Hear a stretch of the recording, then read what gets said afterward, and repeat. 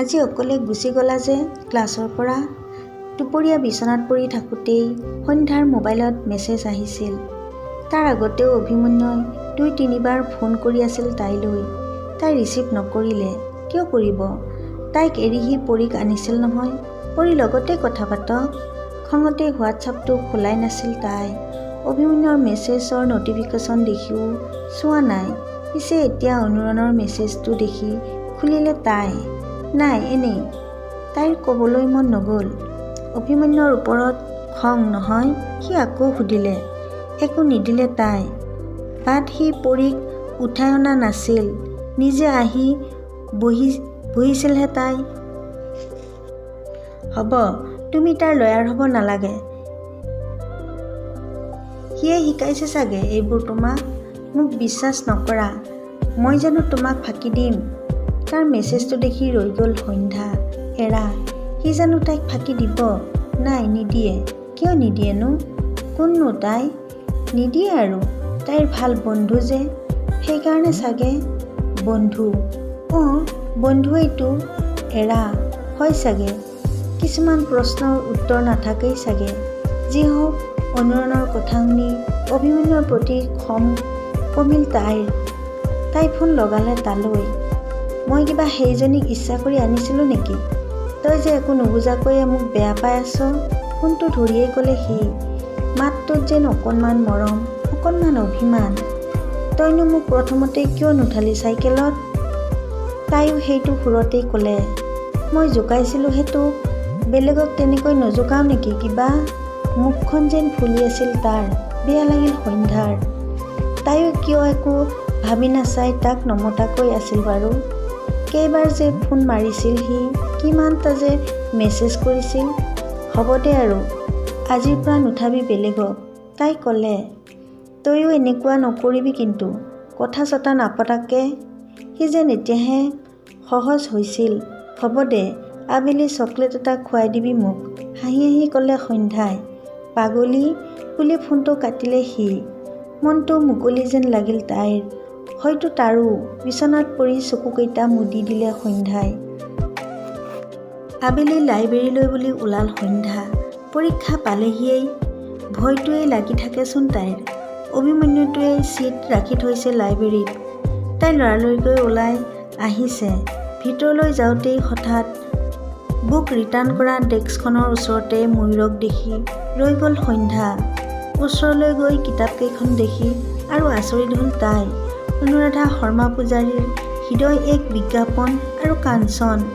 এখন ৰিটাৰ্ণ কৰিছে আৰু এখন ইছ্যু কৰিছে নিবলৈ। এই পৰীক্ষাৰ সময়ত এইবোৰ কিতাপ? কি আচৰিত এই ল'ৰাটো। ময়ূৰ, পৰীক্ষাৰ সময়ত উপন্যাস পঢ়িছা যে? ৰ'ব নোৱাৰি সুধিয়েই পেলালে তাই। উপন্যাস পঢ়াৰ নিৰ্দিষ্ট সময় আছে জানো? মইচোন উপন্যাসৰ মাজতেই জীয়াই থাকোঁ। অলপ সহাৰ দৰে কৰিলে সি। এখন কিতাপ থৈ আনখন লৈ যাবলৈ ওলাল সি। সন্ধ্যাই চাই ৰ'ল। অভ্যাসবশতঃ ময়ূৰে থৈ যোৱা কিতাপখন তুলি ল'লে তাই। হৃদয় এক বিজ্ঞাপন।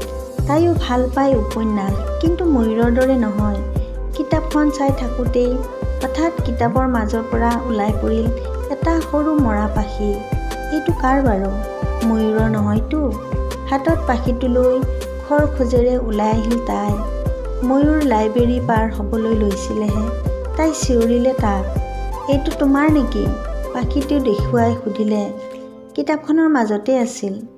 হয় মোৰ, পাহৰি গৈছিলোঁ। থেংক ইউ লথন্যা। মই কেনেকৈ যে এৰিছিলোঁ এইটো। হাত পাতি ল'লে সি। বহুত স্পেচিয়েল যেন পাইছোঁ। কোনে দিয়া? তাই সুধিলে। ৰাধাই। পাখিটো হাত ফুৰাই ক'লে সি। ৰাধা? কোন ৰাধা? আচৰিত হৈ সুধিলে সন্ধ্যাই। সি একো উত্তৰ নিদিলে। তোমাৰ গাৰ্লফ্ৰেণ্ড? ক'ৰ হয়? আকৌ সুধিলে সন্ধ্যাই। এইবাৰো উত্তৰ নিদিলে সি। আহোঁ দিয়া বুলি কৈ গুচি গ'ল। চকুকেইটা যেন পানীৰে ভৰিছিল তাৰ। কিয় বাৰু? ভাবি নাপালে সন্ধ্যাই। তাই বাৰু প্ৰয়োজনতকৈ বেছি কৌতূহল দেখুৱালে নেকি? লগৰ হিচাপেহে সুধিছিল। এনেতে অভিমন্যুৱে ফোন কৰিলে। সি ৰৈ আছিল তাইলৈ। তাই সোমাই গ'ল। পঢ়াৰ ব্যস্ততাৰ মাজত সন্ধ্যাই পাহৰি গ'ল ময়ূৰ আৰু তাৰ ৰাধাৰ কথা। পৰীক্ষা আৰম্ভ হ'ল। টাৰ্মিনেল আছিল যদিও প্ৰথম পৰীক্ষাৰ বাবে সন্ধ্যাহঁতৰ চিন্তাত তত নাছিল। পৰীক্ষাৰ দিনা ৰাতিপুৱাই মাকে ফোন কৰিলে, উঠিলানে? ভালকৈ দিবা পৰীক্ষা। মই নামঘৰত চাকি এগছি দি আহিছোঁ। চকুৰ কোণ দুটি সেমেকি উঠিছিল সন্ধ্যাৰ। সেই প্ৰথম শ্ৰেণীৰ পৰা এতিয়ালৈকে তাইৰ প্ৰতিটো পৰীক্ষাৰ প্ৰথম দিনা মাকে নামঘৰত চাকি এগছি জ্বলায়েই, লগতে অকণমান পায়স। ৰাতিপুৱা পৰীক্ষালৈ ওলাই গ'লে পায়স আৰু মিঠাই অকণমান খুৱাই পঠিওৱাটো যেন অঘোষিত নিয়ম। আজি বৰকৈ মনত পৰিছে তাইৰ মাকলৈ। মাকৰ বুকুৰ পৰা ওলাই, এয়া তাইৰ প্ৰথম পৰীক্ষা। সন্ধ্যা, তোমাৰ কোনোবা গেছ আহিছে, বাহিৰত ৰৈ আছে। আচৰিত হ'ল সন্ধ্যা, এই সময়ত কোন আহিল? 7:30 বাজিছে, 9 বজাৰ পৰা পৰীক্ষা। কোনোবা আহিল বুলি তললৈ নামি গ'ল তাই। চিকিউৰিটি ডেস্কৰ ওচৰতেই সিদ্ধাৰ্থ ৰৈ আছিল হাতত কিবা এটা লৈ। ধন্দা তই? তাই সুধিলে। হাতৰ পেকেটটো আগবঢ়াই দি ক'লে সিদ্ধাৰ্থই। ঘৰলৈ মনত পৰিছে চাগে তোৰ? ল, ইয়াত ৰাতিপুৱাই পায়স ক'ত পাম? ৰসমলাইকে আনিছোঁ, পৰীক্ষালৈ যোৱাৰ আগত খাই যাবি। নিজক ৰখাব নোৱাৰিলে সন্ধ্যাই। সিদ্ধাৰ্থক সাৱটি উচুপি উঠিল। হেই আকৰি, কান্দিছ কিয়? মাহঁত নাথাকিলে মই আছোতো ইয়াত, যা ভালকৈ পৰীক্ষা দিবি। পেকেটটো লৈ ভিতৰলৈ সোমাই যোৱা সন্ধ্যালৈ বহু সময় চাই আছিল সিদ্ধাৰ্থই। তেনেতে আজলি তাৰ এই ভনীয়েকজনী, সৰুৰে পৰা মৰমৰ মাজতেই ডাঙৰ হোৱা তাই। ঘৰৰ পৰা প্ৰথমবাৰ আঁতৰি আহিছে। লাহে লাহে শিকিব সকলো। আৱেগ আৰু মৰমৰ এটা ভাণ্ডাৰ তাৰ মৰমৰ ভনী ৰুণজুণ। পৰীক্ষা দিবলৈ ঠিক 8:45 পালেগৈ সন্ধ্যা। টাৰ্মিনেল বাবে সিহঁতৰ ক্লাছতেই হৈছে পৰীক্ষা। মাত্ৰ ডিউটিত দুগৰাকী মেম। দেখাতেই ষ্ট্ৰিক্ট যেন লগা মেম দুগৰাকী দেখি যেন ভয়েই লাগিছিল সন্ধ্যাৰ। 25 নম্বৰৰ পৰীক্ষা। 1 ঘণ্টাৰ সময় লাগিছিল সন্ধ্যাৰ লিখোঁতে। উত্তৰটো তাই জানে, কিন্তু তাক ইংৰাজীত সজাই লিখোঁতে কিছু সমস্যা হৈছিল। হয়তো অসমীয়া মাধ্যমৰ প্ৰতিগৰাকী শিক্ষাৰ্থীয়ে এই সমস্যাটোত পৰেই। তথাপি তাইৰ বিশ্বাস, তাই লাহে লাহে পৰা হ'বগৈ। প্ৰথম পৰীক্ষা হিচাপে ভালেই হৈছিল। লাহে লাহে এটাৰ পিছত এটাকৈ হৈ গৈছিল পৰীক্ষাবোৰ। পৰীক্ষাটোৱে যেন সন্ধ্যাহঁতৰ ক্লাছত এটা নতুন ঢৌহে আনি দিলে। অচিনাকি মানুহবোৰো চিনাকি হৈ পৰিল খুব সহজেই। সন্ধ্যাই অহংকাৰী বুলি আঁতৰি থকা মিতালী, মনশ্ৰীহঁতৰ লগতো ভাল সম্পৰ্ক এতিয়া তাইৰ। সদায় পৰীক্ষাৰ আগত নোটছ দিয়া লোৱা আদিবোৰতো থাকেই। অভিমন্যু আৰু সন্ধ্যাৰ লগত সেইকেইদিন বিশ্বজিৎ, অনুৰণো গৈছিল লাইব্ৰেৰীলৈ। ইউনিভাৰ্চিটিখনৰ যেন বতাহজাকো শান্ত হৈ পৰিছিল পৰীক্ষাৰ কেইদিন। জোৰেৰে বলিলে যেন পঢ়াত ব্যাঘাতহে জন্মিব। এছেঞ্চিয়েলৰ উকিবোৰো শুনা নাছিল। ঘূৰণীয়া টেবুল আৰু কাষৰ চকীবোৰো উকা হৈ পৰিছিল। সন্ধিয়াৰ লগে লগে প্ৰাণ পাই উঠা বাহিৰৰ দোকানবোৰতো আগৰ দৰে ভিৰ নাছিল। বয়জ হোষ্টেলৰ সন্মুখৰ পুলবোৰতো জুম বান্ধি কোনেও আড্ডা মৰাহি নাছিল। ফিল্ডৰ লাইটবোৰো সোনকালেই নুমাই গৈছিল। চন্দ্ৰপ্ৰভা শইকীয়ানী ভৱনৰ পৰাও নাটকৰ সংলাপৰ চিঞৰ উফৰি অহা নাই সেইকেইদিন। সঁচাকৈ মানুহ যিমানেই ডাঙৰ হৈ নাযাওক কিয়, পৰীক্ষা সদায় পৰীক্ষায়েই। আৰু পৰীক্ষাৰ ভয়ো কেতিয়াও বয়সৰ ওপৰত নিৰ্ভৰ নকৰে। প্ৰতিটো পৰীক্ষা দি আহি সন্ধ্যাই কেনেকুৱা হৈছে খবৰ লোৱাটো যেন অনুৰণৰ নিয়মত পৰিণত হৈছিল। আমাৰ সন্ধ্যাও ক'ব নোৱাৰাকৈয়ে সেই মেছেজটোৰ বাবেই যেন ৰৈ থাকে। ইফালে পৰীক্ষাৰ আগদিনা ৰাতি ফোনত অভিমন্যুই সন্ধ্যাৰ সৰু সুৰা টেষ্ট এটাই যেন লৈ লয়। প্ৰতিটো পাৰ্ট সন্ধ্যাই বুজিছেনে নাই ক্লিয়াৰ হৈ লয়হি। মুঠতে এই পৰীক্ষাটোৱে অকল সন্ধ্যা, অনুৰণ আৰু অভিমন্যুকেই নহয়, গোটেই ক্লাছটোকেই ওচৰ চপাই আনিলে। জীৱনটোও যেন এনেকুৱাই, যিমানেই পৰীক্ষাবোৰ আহে সিমানেই আপোন মানুহবোৰ ওচৰ চাপি আহে। আৰু এনেকৈ আহি আহি এদিন পৰীক্ষা শেষ হ'ল। বিশ্ববিদ্যালয়ৰ জীৱনৰ প্ৰথম পৰীক্ষা শেষ কৰাৰ ফূৰ্তিত সন্ধ্যাহঁতৰ ক্লাছটোৱে প্লেন বনালে যে সিহঁতে গোটেইবোৰ তেজপুৰ ফুৰিবলৈ যাব। তেজপুৰত ফুৰিবলৈ বহু ঠাই আছে, কিন্তু এই পৰীক্ষাটোৰ বাবে কাৰো তেনেকৈ ফুৰা হোৱাই নাছিল। বিশ্বনাথ চাৰিআলিৰ ছোৱালী হিচাপে সন্ধ্যাই আগতেও বহুবাৰ মাক দেউতাকৰ লগত অগ্নিগড়, কল পাৰ্ককে ধৰি তেজপুৰৰ ঠাইবোৰ ফুৰিছে যদিও নতুন লগৰখিনিৰ লগত ফুৰাৰ আমেজৰ বাবেই তাইও ওলাল। শেষৰ পৰীক্ষাটো দিয়েই ডিপাৰ্টমেণ্টৰ পৰা ওলাই কাষৰ পুলটোত বহিয়েই চব ঠিক কৰিলে অভিমন্যুই। এইবোৰত আগভাগ ল'বলৈ অভিমন্যু সদায় সাজু। কেইটা বজাত যাব, কেইটাত ঘূৰিব, গোটেই ৰুটিনখনে বনাই দিলে সি। আজি শুক্ৰবাৰ, সিহঁতৰ পৰীক্ষা শেষ, গতিকে পিছদিনা শনিবাৰে যোৱাটো প্লেন হ'ল। সন্ধ্যাহঁতৰ ক্লাছৰ ষ্টুডেণ্ট মুঠ 30টা যদিও যাবলৈ সাজু হ'ল 18টা মানহে। অৱশ্যে উপায়ো নাই, সকলোৰে লগত নিমিলে। সন্ধ্যাই নিজেই ক্লাছৰ বহুকেইটা ল'ৰাক ভালকৈ চিনিয়েই নাপায়।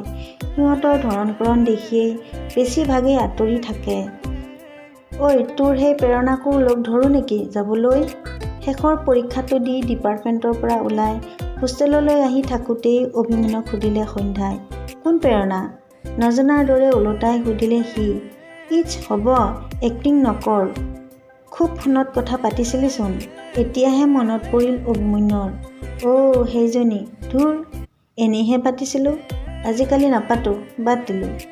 কিয় জানো অভিমন্যুৱে প্ৰেৰণাৰ কথা এইদৰে কোৱাত সন্ধ্যাৰ যেন ভাল লাগিছিল। তাইৰ মনৰ ক'ৰবাত তাক হেৰুৱাৰ এটা ভয় সোমাই আছে নেকি বাৰু?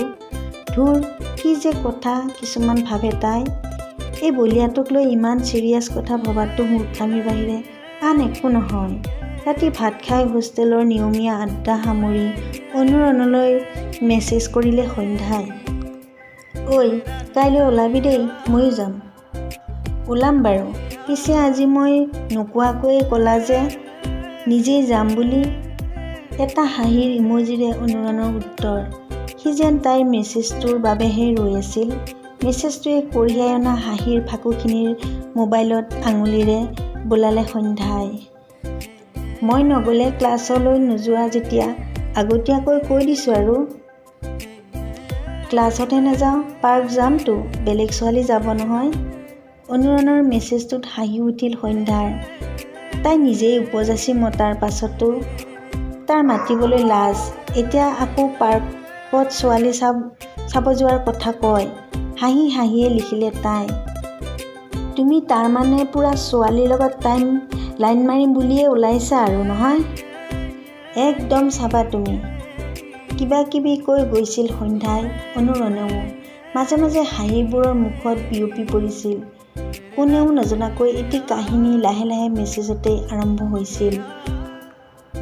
অ'কে, নাও গুড নাইট, কাইলৈ লগ পাম। সোনকালে উঠি মোক জগাই দিবা। সন্ধ্যাই শেষৰ মেছেজটো লিখোঁতেই সময় ৰাতি প্ৰায় 1 বাজি গৈছিল। অঁ, উঠিম সোনকালে, ছোৱালী চাব লাগিব নহয়, পাগলটো বুলি মোবাইলটো থৈ শুবলৈ ল'লে সন্ধ্যাই। সি হাজাৰবাৰ ক'লেও তাই জানে অনুৰণে তাইৰ বাহিৰে বেলেগ ছোৱালীৰ লগত কথা পতাটো বাদেই মুখলৈকে বেছি সময় চাই থাকিবও নোৱাৰে। সেইবাবেই যে বেলেগতকৈ বেলেগ এই অনুৰণ। কথাবোৰ ভাবি ভাবি টোপনিৰ মাজলৈ সোমাই গ'ল সন্ধ্যা। ৰুমমেট বিদিশাই মোবাইলত একেবাৰে পাতল সুৰত লগাই থোৱা জুবিন গাৰ্গৰ গানৰ কলি এটি কাণত পৰিলহি তাইৰ। এতিয়া হিয়া মোৰ বৰষে তোমালৈ, এতিয়া বুকু মোৰ উলাহে নধৰে।